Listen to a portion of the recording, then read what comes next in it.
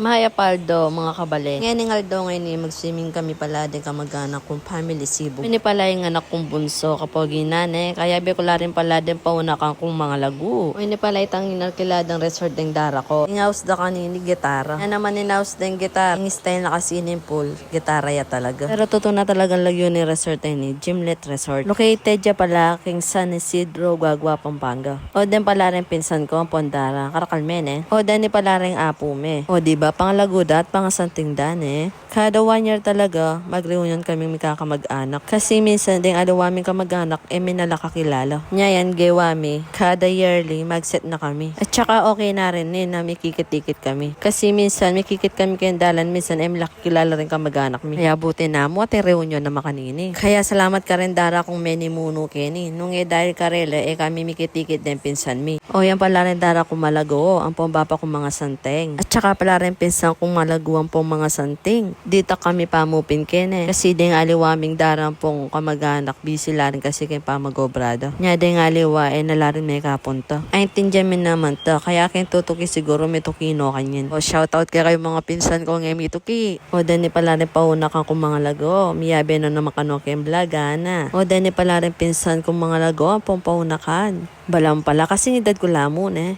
Charot! Pero lawen mo, manay niya talaga gagawa yung reunion. Kasi yan diyang may laut-laut kami. May close-close kami pa mo rin. O hindi pa rin dadala namin pamangan. Putserong bulig, pansit, igado, lutong pineapple, spaghetti, bopis, Shanghai, kari-kari, bupalowing, dinuguan, lagang babi, pontenolang manok. Alos manyaman nga ning linuto da rin darami. Sa bagay, lutong kapampangan, manyaman, hanapin. Bayo kaya pa mo palamangan, naglidya pa prayer dara ko. Siyempre, muna tayong pasalamatan ng Ginoo. Karing hanggang bibiyan ng biyaya kay katamo. Kaya rin may menga di, sabi-sabi na kaming mengan, kami may kakamag-anak. Kaya muna akong pasalamatan ng Ginoo. Ang popureng menimuno kay reunion na ini. Kaya nung eday po kay kayo, etapong mikitikit makanini. Kaya salamat po kay kayo nga. God bless.